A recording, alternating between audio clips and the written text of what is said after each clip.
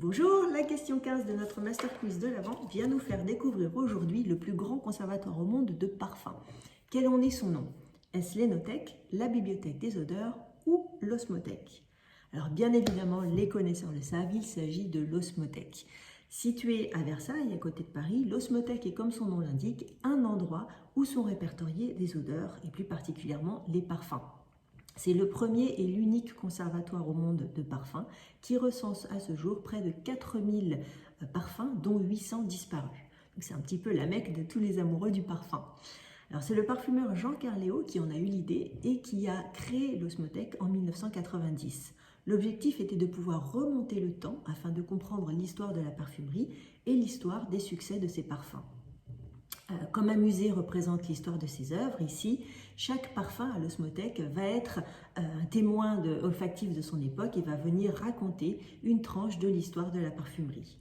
Alors on y stocke des légendes olfactives qui n'existent plus, comme chypre de Coty, crêpe de Chine, on va trouver des fougères royales, donc tous ces parfums qui ont marqué l'histoire de la parfumerie, mais c'est également un conservatoire vivant auxquels les marques d'aujourd'hui peuvent laisser les formules de leur lancement et ainsi permettre à leurs parfums de passer à la postérité. Alors si les formules sont à l'abri à la banque, dans un coffre, les parfums, eux, sont stockés dans la cave de l'Osmothèque. Donc près de 4000 références y sont stockées. Comme les ennemis du parfum sont la lumière, la chaleur et l'air, on va les stocker dans des flacons opaques dans lesquels on injecte de l'argon, qui est un gaz inerte plus lourd que l'air, et on va stocker ces flacons dans des armoires à 12 degrés. Alors auprès de Jean Carléo, depuis 2008, c'est la parfumeure Patricia Nicolai qui a impulsé le développement de l'Osmothèque, car elle dirigeait, donc elle présidait cette association.